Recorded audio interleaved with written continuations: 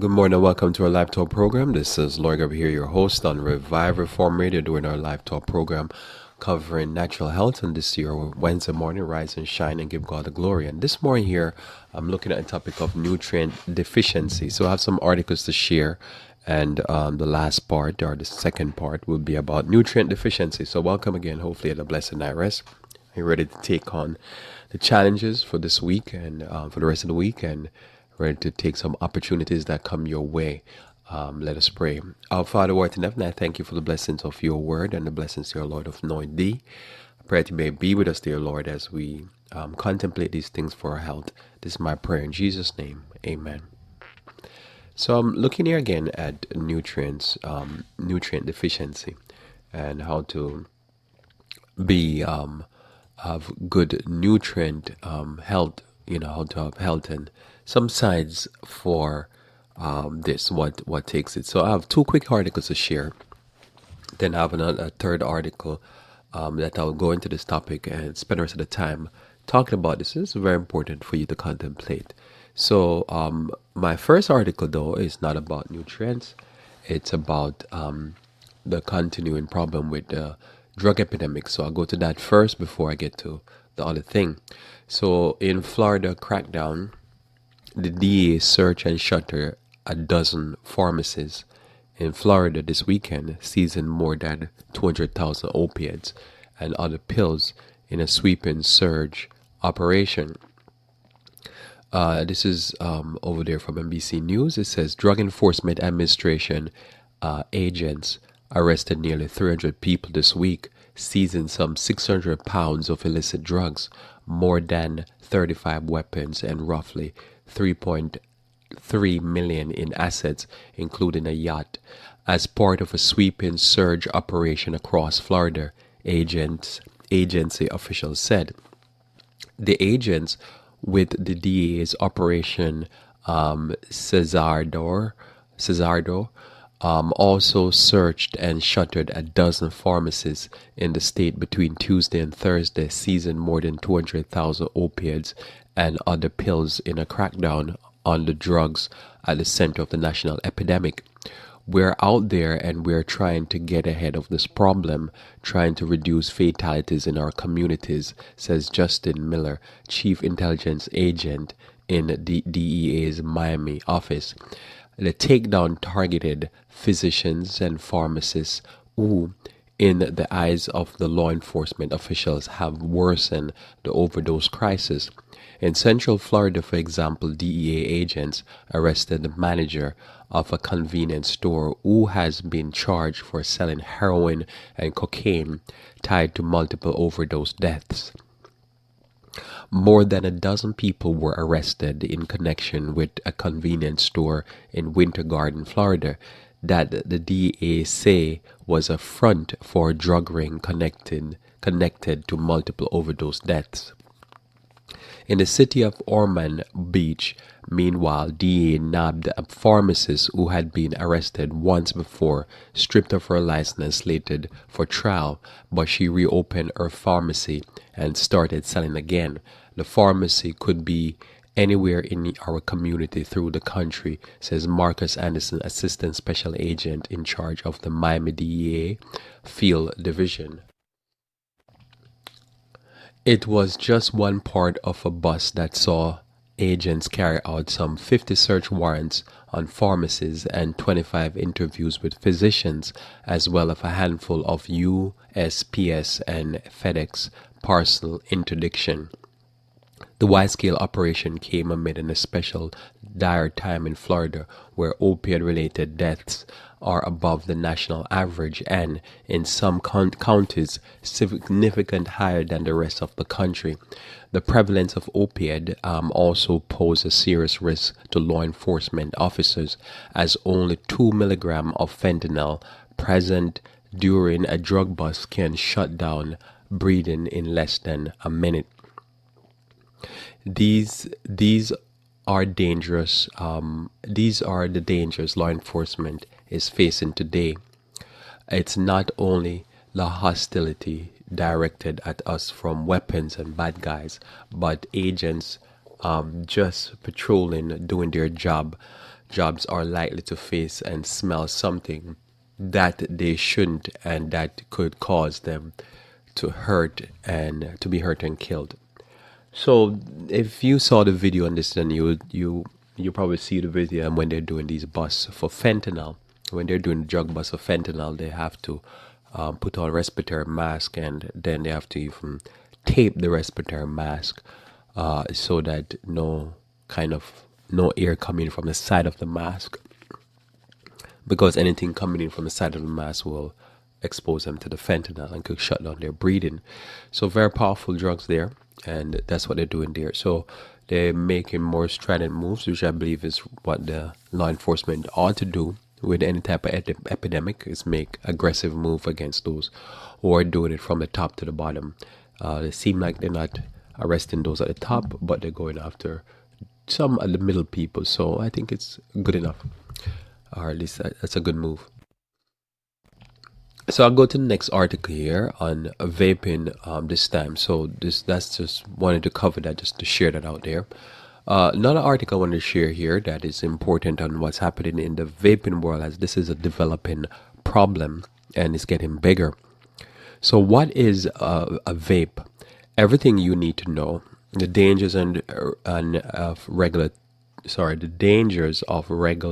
tobacco cigarette, as well documented.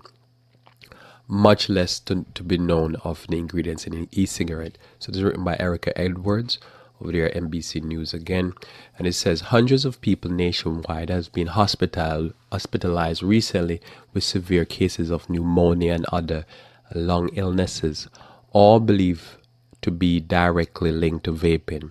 Investigators have now been able to pinpoint the exact cause, but has not been able to pinpoint the exact cause. But here's what we know about what's been found inside vaping device. The main components of the e-cigarette is the liquid. At the bare minimum has three components, which is flavor, sweetener, and solvent. So the liquid is contained in three components: flavor, sweetener, and solvent.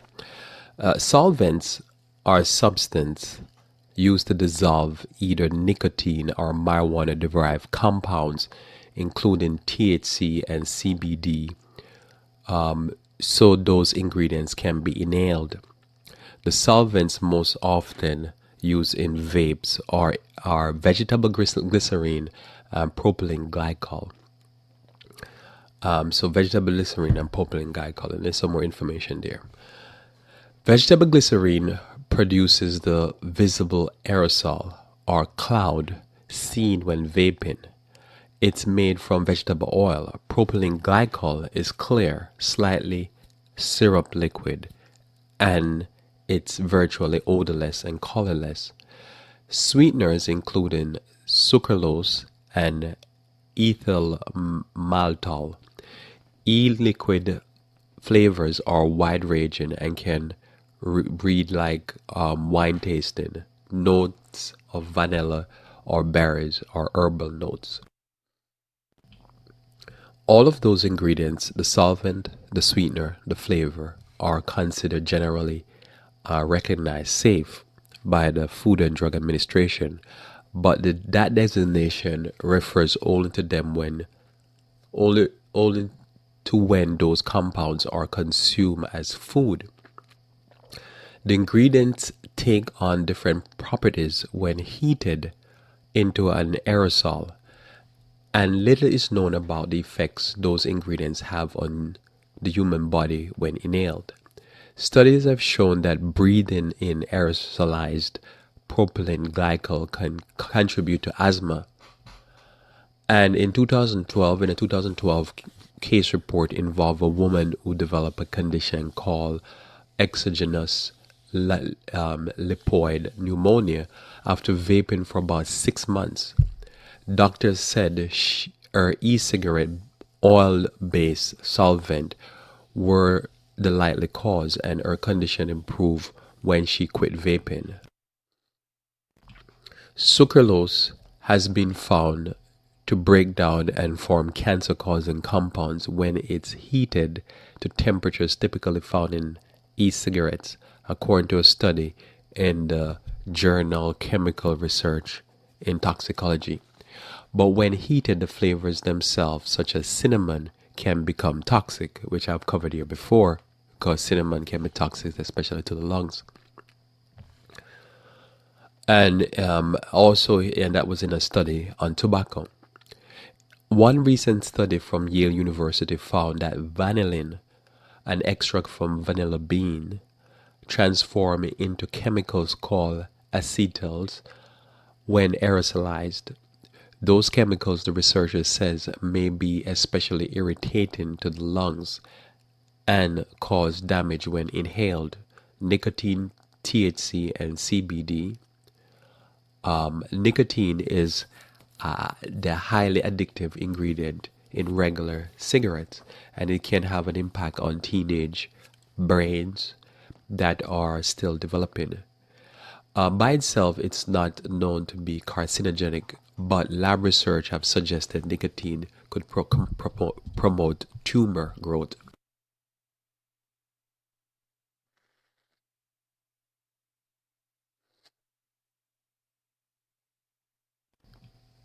Sorry, dear. And the American Heart Association said nicotine can cause an increase in blood pressure, heart rate, and narrowing of the arteries, as well as increased risk of heart attack. CBD has been marketed as potential treatment for a variety of health problems, including insomnia, anxiety, and chronic pain. However, the majority of those claims remain unproven. There has been a few small studies in and CBD, but they were not large, robust clinical trials needed to prove that a compound is either safe or effective.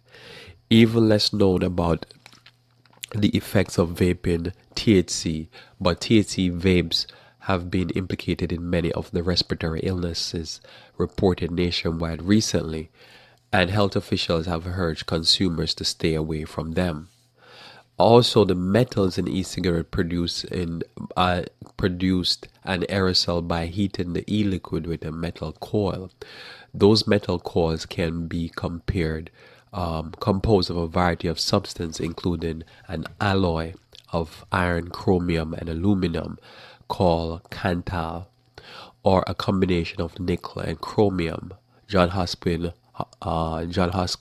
study released in 2018 found those metals leach into vaping aerosol at dangerous levels. Our findings indicate that e-cigarettes are a potential source of exposure to toxic metals, chromium, nickel, lead, and to metals that are toxic when inhaled, manganese and zinc. Also are unknowns. It's unclear whether some kind of toxic chemical or pesticide has found its way into supply of e-liquid. It's also unknown whether heating e-liquid leads to the formation of other compounds not yet documented, and concern is growing that contaminants in the counterfeit or street vapes could be behind the illnesses.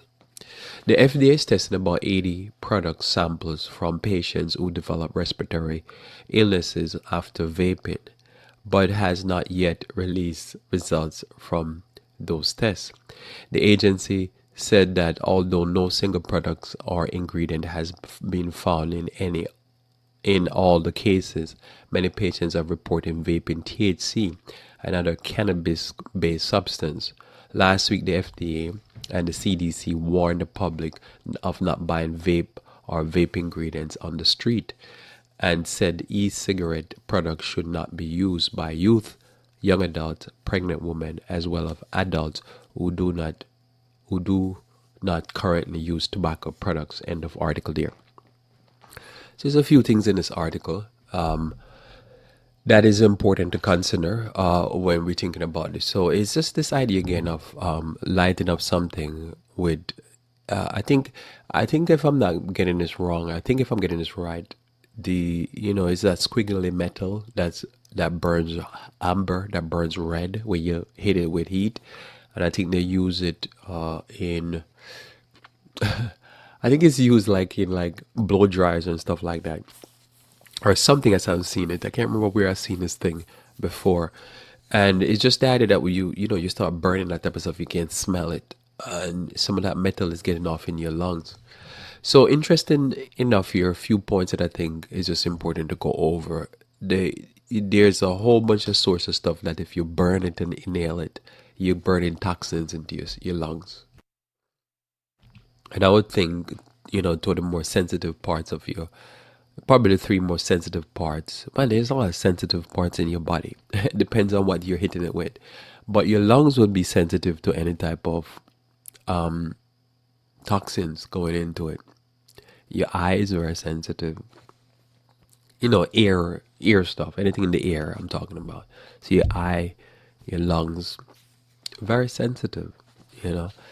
So I would think you'd want to not get stuff in your lungs because it could affect you. But I know the idea is that the person is high, or they want to get high, or they want to relieve some type of suffering they're going through. Or I don't know what it is. So they inhale this stuff.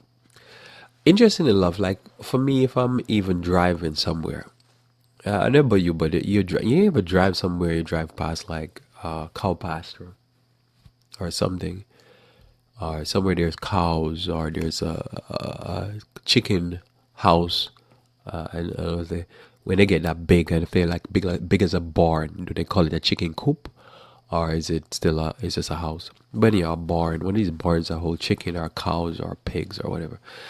You go by and you just get a whiff of that stuff. It's not a whiff because you're driving through it, especially if it's a big operation. Or there's something burning, and it's burning like metal and rubber, and it's this caustic smell. So anyhow, like if I'm going by some of those places and I get a whiff, like I go, I took it in by accident, and it's in my lungs, and I'm thinking about all that aerosol stuff that is in my lungs, I tend to go, and I hold my breath, like I try to clear my lungs. I hold my breath because I don't want to absorb all that stuff and give my lungs all that work to clear all that toxins that just breathing. I don't know about you, but that's me. Especially because it's summertime, I drive with my windows down. So anyhow, so when you get that stuff in you, you're actually not now just driving by taking a whiff. You're like breathing it in, like sucking it in to get as much of that goodness from that vape pen. So one can imagine the amount of toxicity that one's pulling in. Because at least the nicotine was so dangerous, the cigarette was so dangerous, but a lot of time you have a little filter. That stuff, there's no filter. You're just getting it raw. And so that's kind of what's happening. So there's all these components. So this is the whole idea of like, I know you eat sugar. Most people do. But imagine burning the sugar and inhaling it, or the sweetener. Just burning it and just taking in sweetener into your lungs. I mean, that does sound, even that sounds crazy. And are they burning glycerine? Because, in some way or the other, you're taking glycerine, in some type of, we call it sweetener or for medicine, or carrier for medicine, or carrier for tinctures. They normally use vegetable glycerin or propylene glycol or some solvent. But imagine just going over and getting some glycerin, that clear, sticky looking liquid, viscous, and burning it and inhaling the fume. Gotta be fascinating what could that do to the lungs. And then, or even if you burn vegetable oil and inhale the liquid, it sounds crazy. And then any of these other things, just burning them. So as I said before, burning flavors, getting vanilla, light the vanilla until it fuses and fumes, and then inhale the vanilla rise. So when you talk, people say, "Oh man, your breath smell like vanilla," or burnt vanilla. So any of these things you can take and burn it, and I'm just fascinated in how there's a section of our society want to be high. I don't think they really want to burn stuff, but they just want to burn stuff and inhale it. It's fascinating. And what good can that do or bad, I don't know. So just wanted to show that out there. Then I'm going to my main topic, which is my natural health for this morning here, is looking at nutrient deficiency. And just this quick article, and then I'm going to talk a little bit with you about having good nutrients. So, you've heard, I think all of us probably have heard about this by now. It is blind by junk food. Teen loses eyesight for years long bad diet, report says. Right, so this is NBC News. Was in probably all major newspapers this last day or two. So a British teenager who had been a fussy eater since elementary school lost his vision and significant suffered significant hearing loss due to year-long diet of junk food, according to a case report published on Monday. When the boy was 14, he complained to his family doctor of tiredness. He was a fussy eater, but some people call a picky eater, I guess also. He was a fussy eater, but was otherwise well and took no medication, says report published in the Annal of Internal Medicine. The doctor gave him vitamin B12 injection and advice on his diet. By age 15, the teenager began to lose hearing and was referred to an ear, nose, and throat specialist. Shortly after, he developed problems with his vision. The teen's vision continued to worsen over the next 2 years. By the age of 17, his vision acutely had declined to 20/200, which is considered legally blind in both the UK and the US. He was found to have a problem with his his optic nerves, but tests didn't point to an obvious cause. When doctors investigate the teen's habit of nutrition, he denied use of alcohol, tobacco, or drugs, say the report by the boy's doctor in Bristol, England. However, the patient confessed that since elementary school, he would not eat certain textured food. That's truly a fussy or picky eater. The author wrote, he had daily portions of fries from local fish and chip shop and snacked on Pringles, white bread, processed ham slice, and sausage. Nutritional deficiency can contribute to vision and hearing problem, but in developed countries, purely dietary causes for such vision problems are rare. The author wrote, in the teens' cases, nutritional deficiencies in several essential vitamins and minerals, including B vitamins and copper, probably played a role in his vision and hearing loss. He was given nutritional supplements and his vision stopped getting worse, though it didn't improve. The doctor also referred the teen to mental health services, including that his dietary habits constitute an eating disorder, quote, fussy eating that is restricted to junk food and cause multiple nutritional deficiency is an eating disorder, the report says. Optic nerve damage from poor nutrition is potentially reversible if caught early. If left untreated, it leads to permanent blindness. End of article. So this is important to note and just important to share that he could go permanently blind if he does not reverse his fussy eating. Also, some quick facts here from the just review from this thing. That fussy eating. This is a quote now in the report that they were quoting. Fussy eating that is restricted to junk food and causes multiple nutritional deficiency is a eating disorder. End of quote. So fascinating. So according to this doctor, I guess the teen's doctor or whoever writing the report, says that the teen need to have mental health help so services, because this is a mental disorder that he has.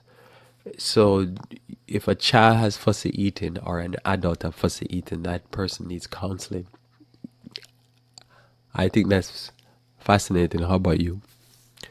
That a person would need counseling because there's something wrong with the head, or is it something mentally ill with the person, or is it what you call it, a philosophical problem that needs to be worked out?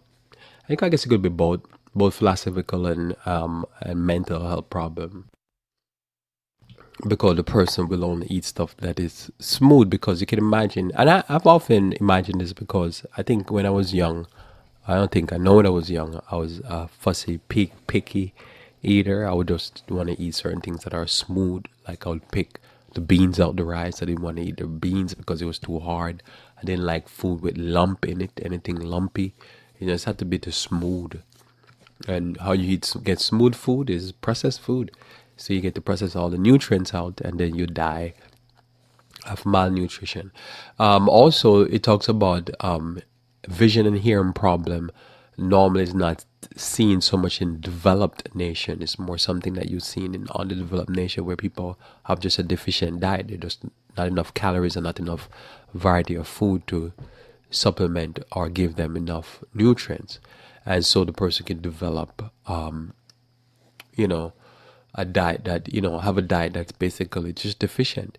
So this is fascinating, because I would like to almost know what the weight of this person, because you could still eat enough food, which I've covered here before. You could eat enough fat, protein, and carbohydrate and be overweight, obese, morbidly obese, and yet you have calcium problems, you have nerve problems, all kind of neurological problems, you have all kind of diseases, but you're plump, you look healthy because you're fat, because all you're eating is just energy, fat, carbohydrate, and protein. So that's important to note. And so notice that he's 17, and within those short years. Now, why I believe that is possible for this to happen within 2 years, even less, is because normally for a male, they will be going through their growth spurt between that 14 to 17 or that 15 to 17. And at this point where the body's supposed to be shooting up and consuming all that energy to grow, he's having a diet that is not, it's that he has energy in it but no nutrients. So he probably is growing, and he's probably even, like have, fat on him and all that, but it's just falling apart because his neurological system is not being fed. So that's important to take note of. So I want to go through now and just talk a little bit more about this idea here of this nutrient deficiency. And first thing I want to say here, let me share with you the two things. So the copper, right? So copper is one of the things, and the B vitamins were two of the things that they thought he didn't have. So the main food source now. So because remember they put him on some multivitamins or some vitamins, and he stopped the loss, the eyesight loss, but he not reverse it yet. So copper is important, as the articles say, and some of the main sources of copper would be like liver, so organ meat. Liver would be one of the things. So this is not somebody that look like they would sit and eat liver, because he wants those Pringles. Also, oysters on the list. I'm not encouraging you to eat any of these things. I'm just saying what's on the list. Spirulina. This is that green sea moss thing, algae looking thing. Shiitake mushroom, nuts and seeds would be a massive source of, or a good source of copper. Leafy green vegetables and dark chocolate, and then also lobster. So some what you call it, seafood, a crustacean. Now we don't believe most actually in eating bottom dwellers, but why this is important to you and I when we come on to like getting copper and stuff, is that you can eat what the bottom dwellers eat sometimes, some of what they eat. You see, so A lot of these animals, like say for instance, what's it called again? Like oyster, some of these things, lobster. That's what it is. The lobster has zeaxanthin. I think it is zeaxanthin. The orange color, in the lobster is originally they used to use that orange color as supplements. You used to be able to buy supplement. You can go right now to the soup store, any health food store, or any pharmacy or whatever. You can get lutein and zeaxanthin. So lutein and zeaxanthin so we're talking still about copper is important, but just in essence, if the person has nutrient deficiency and they have an eye vision problem, they need lutein and zeaxanthin. These are the things that colors the cones and rods in your eye, and so it gives the pigments that you need. Well, anyhow, these pigments are found in your your orange color on that lobster shell. Some of it is in the flesh and stuff. So anyhow, what it is they found out is that first they used to take the lobster shell and extract the nutrients out. Then they realized, wait a minute, we can extract the nutrient out of where the lobster gets it. The lobster gets it from the seaweed.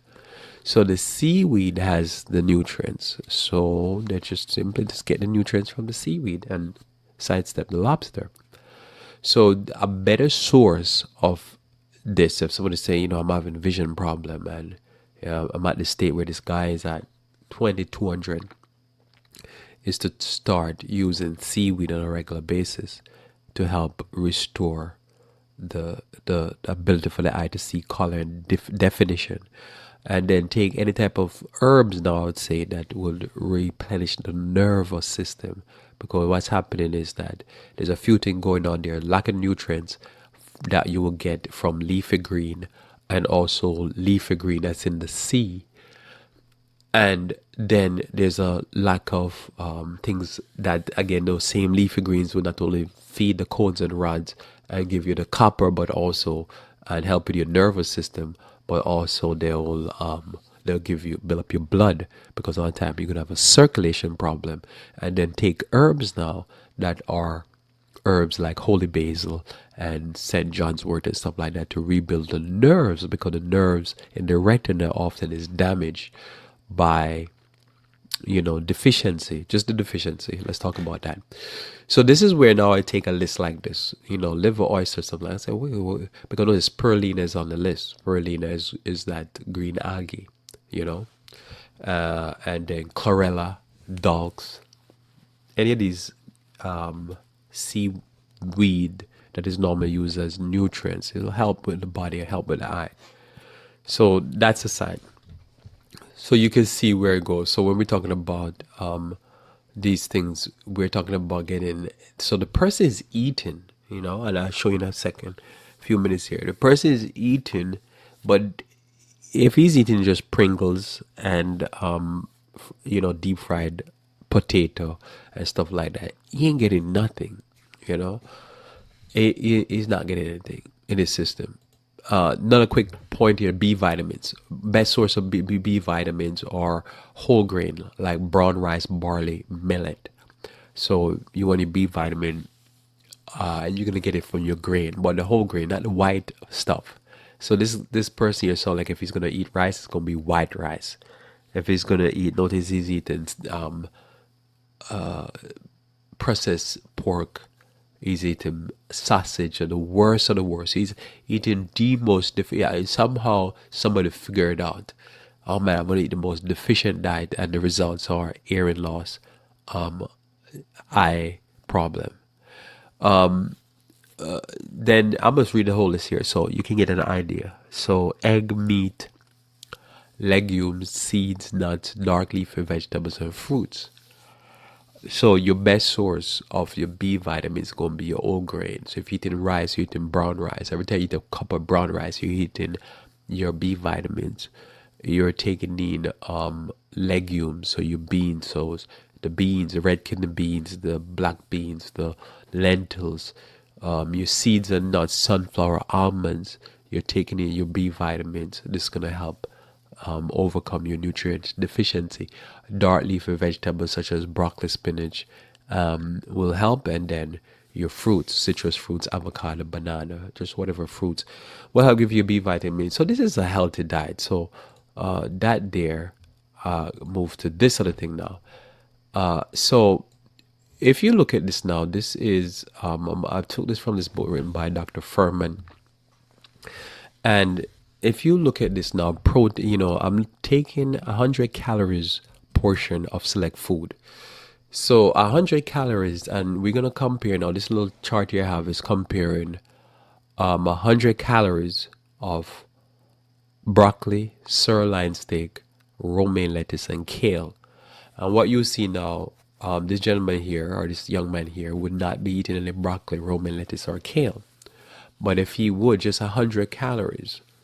So 100 calories of each of these things will give you so much more nutrients than, say, a piece of steak.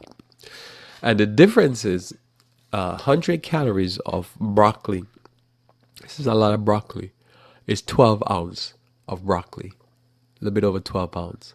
Romaine lettuce is 25 ounce. It's light. So it's going to be a lot of volume.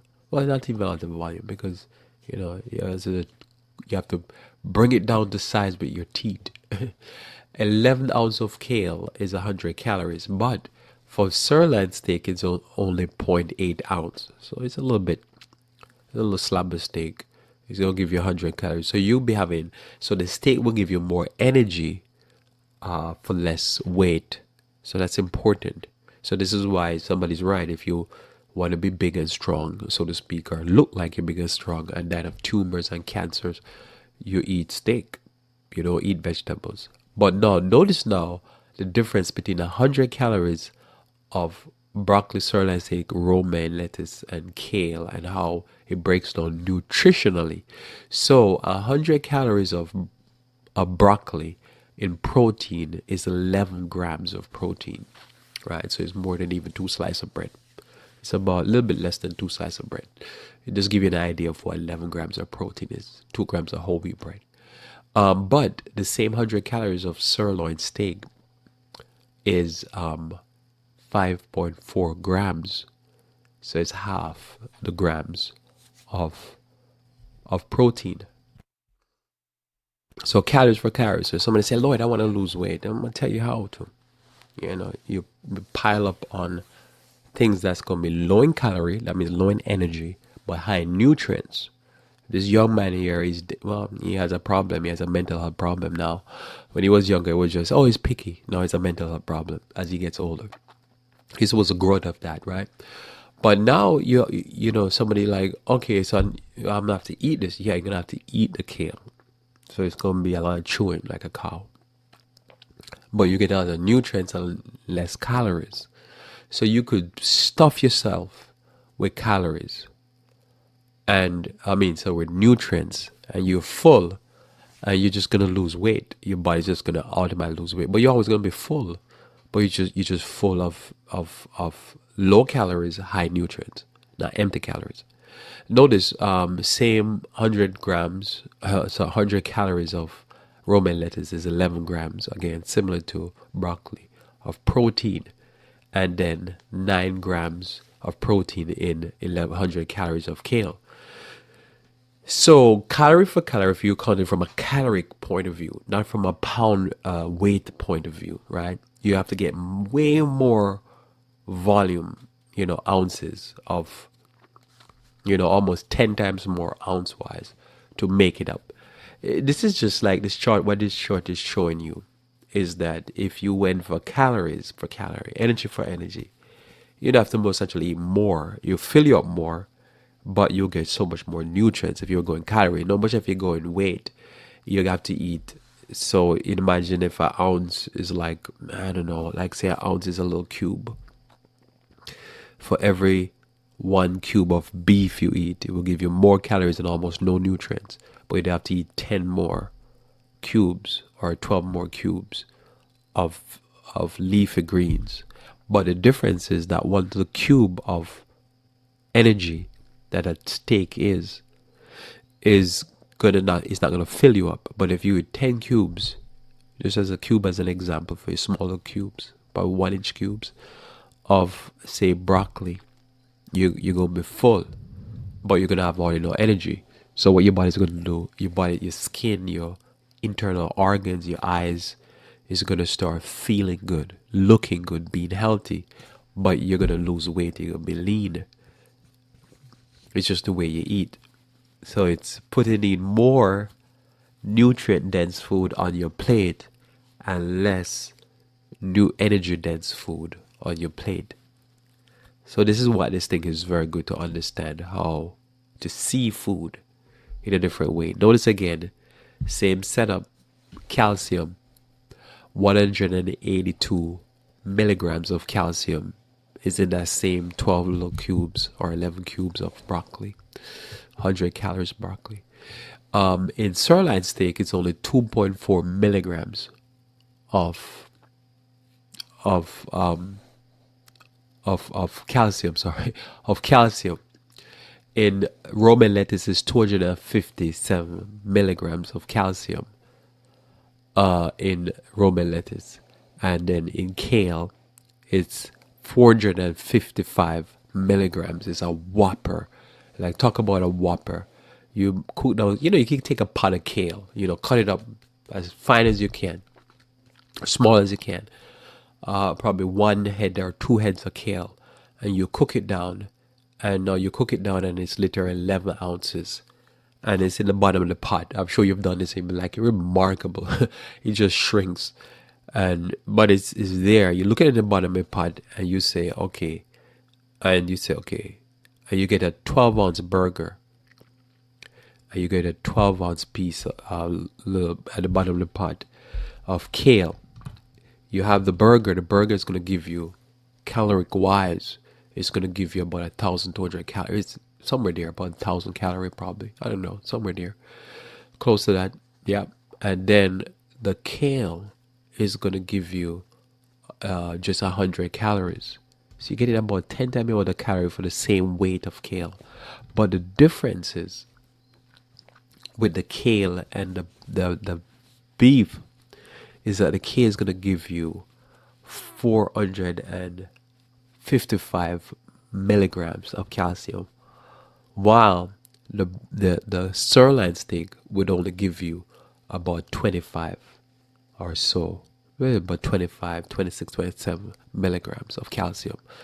The kale is a whopper when it comes on to nutrients. And it's same for broccoli and stuff like that. But I'm saying, because this is one thing I like doing, is making like a sandwich, and I just put like kale, or have kale as a side. As a matter of fact, this is what I had for breakfast. This was part of my breakfast. I had some kale and spinach, organic kale and spinach, cooked down. And when you cook it down, it's not a lot in the pot. It's a few ounces.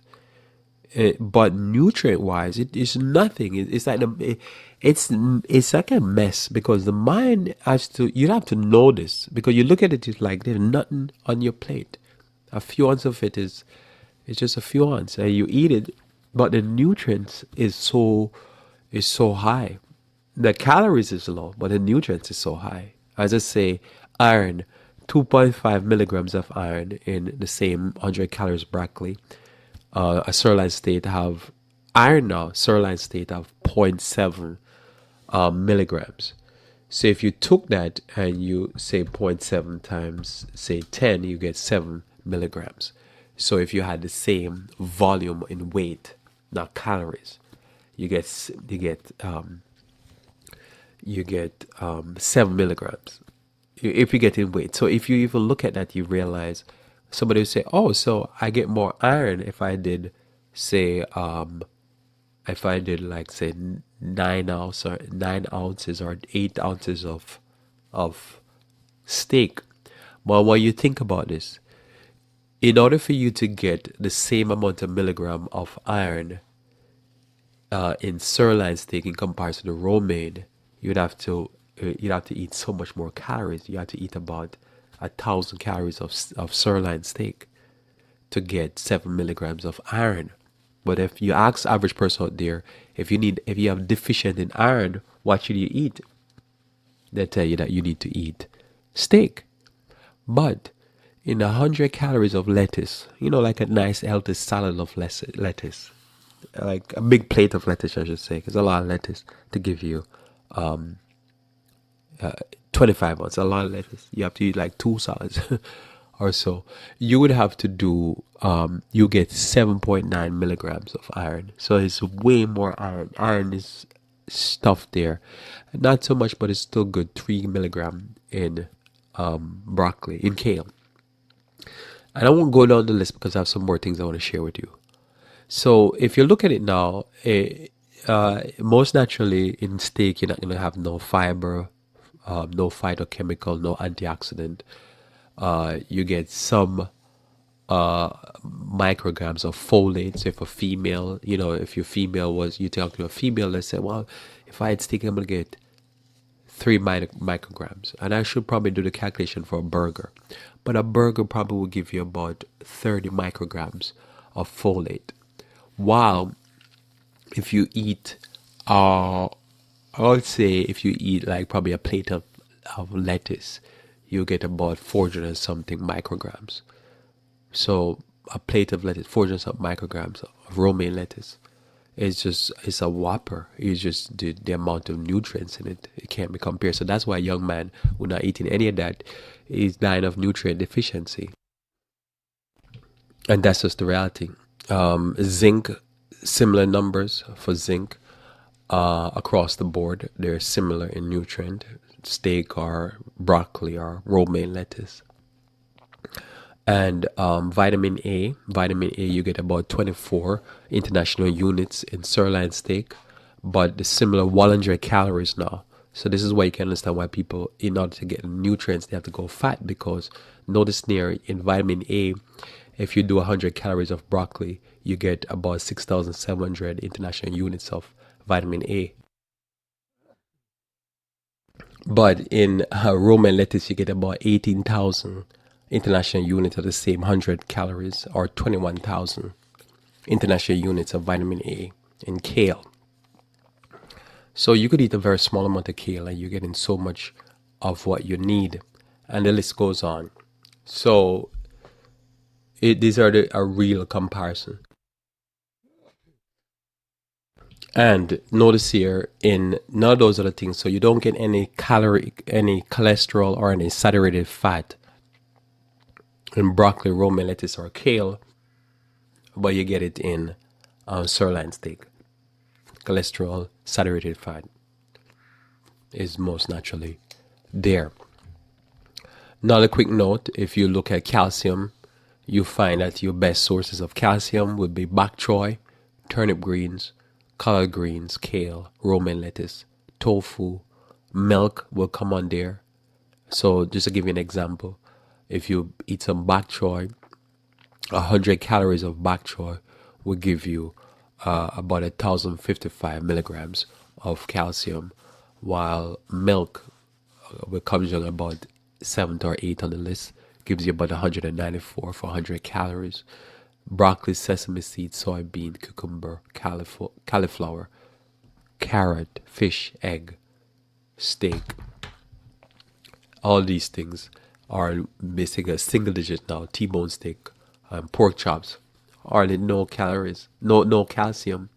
So most people just think, if you ask most people, say, where you get the calcium from? Well, you get the calcium from green leafy vegetables primarily.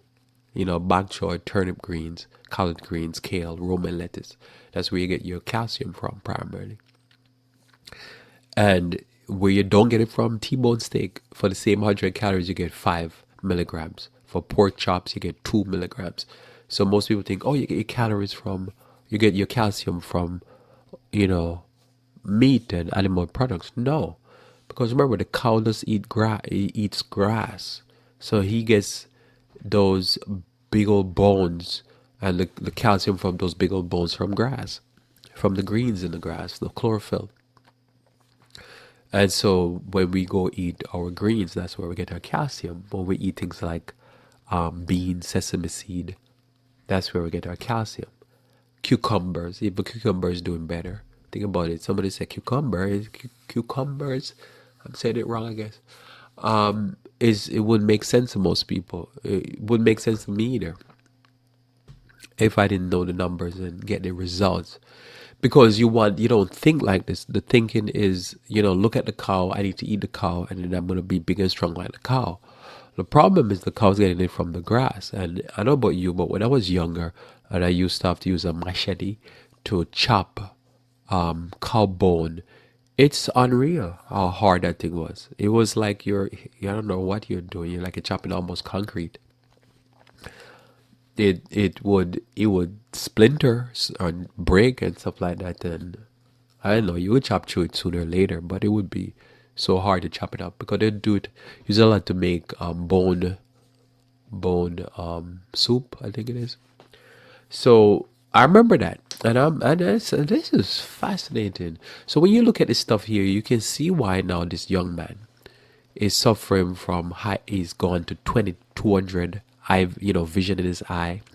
He's having hearing loss and stuff like that because there's just no nutrients in junk food diet. And most people think, when they talk about aging, what they don't realize is that it's a major part of that is the diet. The diet is so deficient of nutrients. And when we say nutrients, we're talking about, real nutrients per calorie. That the person is eating and they're being full and they look full. They look like they're eating for 2-3 people. But what they're eating, they have to be eating for 2-3 people just to get enough nutrients to really kind of stay alive. So the last thing I want to share with you here is this thought, all right? If I can find my note, is this thought here.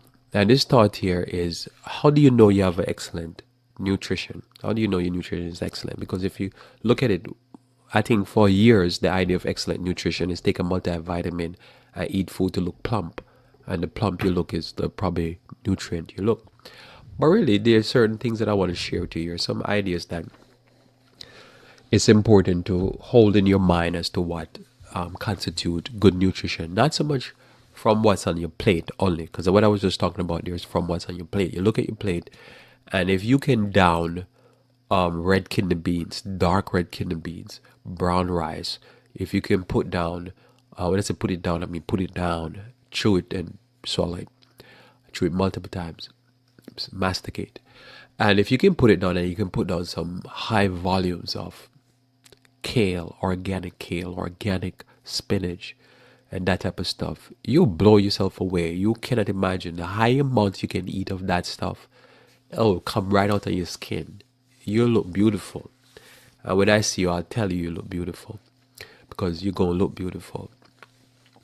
Now, notice here, one of the things that you will notice is you'll find that the person mature properly, right? So with this young man, is maturing, and this is something I've observed personally, is that you can retard your growth spurt and your maturation if you don't have proper wholeness in your diet. And when I say wholeness, plant wholeness, that means you're partaking of bananas and mangoes and avocados and seeds, nuts, legumes, all in the various spectrum, oranges and green leafy vegetables and all that. And you'll find that you'll mature better because your body will have the nutrients. When the body calls for the nutrients for growth, you'll have good nutrients. Now, the important thing when it comes on to nutrition, now problems or lack of it, is that there will be reproductive problems. Many people, their reproductivity is connected. Their lack of reproductivity or the ability to sire children is locked into bad nutrients. So the reproductive record will be a problem. And I believe this can be traced back to not just reproductive problem, but all kind of reproductive problem period. Problem with periods and people having premenstrual syndromes and all that.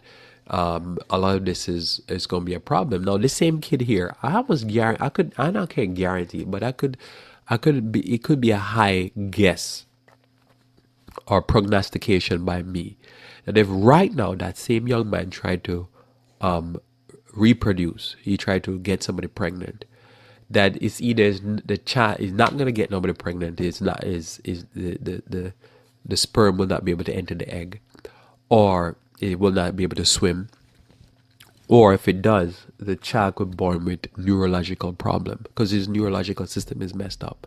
So I believe there's a lot of these things that people are having when they say they have reproductive problems is simply because of nutrient problems. They're not eating nutrient sufficient food. I've known people who, after they became Adventists and they changed their diet and lifestyle, they got pregnant. No fertility treatment, and they had stopped trying. They didn't even then they, oh, they're pregnant. They didn't even know. They weren't trying per se. It's just the diet and lifestyle. The husband stopped smoking, the wife stopped eating a lot of junk food, and just act of nature. They're just there doing their thing. Boom, there's a child coming along the way. They open up the womb, open up the man, because remember, half of the problem with infertility that they've done recent study on, they've proven that half of the problem was with the male. But all the time they say it's the female, but half of it is the male. But this is something new. They're realizing that they were not looking at the male. You think about it, so many of these young men, they you look at them and they in their mid-20s and they look like they'll never sign anybody. They look like they're dying, and they're not dying for lack of exercise or fresh air or anything like that. They're just dying for some greens and some brown food and some purple food and some red food and dark reds and orange food and yellow food and any food with color. That's it. So reproductive record will be fixed. Length of life, because you'll die young if you don't have proper nutrients. And this is important. And then you'll have slower aging process. The aging process will slow down, so the person will not go to decrepitness and dementia and all these other neurological problems. So the same thing happening to young man is happening to people when they get older. Neurological problem based upon deficiency. And also you have less infectious diseases. So you find that, instead of you getting sick once a month, you start getting sick once every 2 months, then once every quarter, then once a year, twice a year. The recurrences of sickness. You see a person always have cold, always have this problem, that problem. It's tied to bad diet and deficient diet. It's very fascinating. They can't ward off disease. Mental development is going to be better because the mind can move along. 20-something% to 30-something% of all the blood and the nutrients that we take in go to our brain. Our brain uses so much of the nutrients we take in, especially for those that do sedentary work. Most of your nutrients is not being used for muscle, it's being used for brain. Some people higher than others, and you'll find the development of the brain and the function of the brain, or the destruction of the brain, goes faster. You can see a person experiencing dementia in their 50s. His junk food diet is a major part of that. Emotional stability, somebody that's always crazy and just losing it and going around. I almost guarantee that if they should do a blood test on all these guys that do mass murders and check how much nutrient deficiency they're in. And I would not be surprised if they have, they find, trace amount of M&M, trace amount of Wonder Bread, trace amount of McDonald's and fries and burgers and Burger King and Wendy's and all that stuff in their blood. Then they will, irritability, disciplinary problem because you can't be stable. The person is prone to more accidents because the nerves is all over the place, always tripping, always forgetting, forget that they turn off the stove, forget that they close the garage door, did they close the door. If you have healthy nutrients, your skin will be healthier, more glossy and healthy looking. The hair on your head will be more glossy and shiny. And then your body will develop properly. You have strength and endurance. This is what you want. And so the more nutrients you have, the more healthy you'll be. Instead of being nutrient deficient, you'll be you have a rich diet, nutrient rich. You'll look rich. You'll act rich, and you'll be rich. Be rich. That's a good thing. It's a good way to go off for natural health, to be rich. Let's pray. Our Father who art in heaven, we thank thee for the blessings of this day. I pray thee may be with us as we go through the rest of this day. May you be our guide, dear Lord, that what we put on our plates may be rich food, because you want us to eat of the fat of the land. You want us to eat, dear Lord, the honey, the riches of the land. And I pray, dear Lord, that we might be faithful to this and bless ourselves. May you be with us, we pray, for Christ's sake. Amen. Thanks for being with me here on Revive Reform Radio. Looking forward to talking to you again live tomorrow morning, where we should talk about current events. Until then, I pray that you may continue to walk with the King.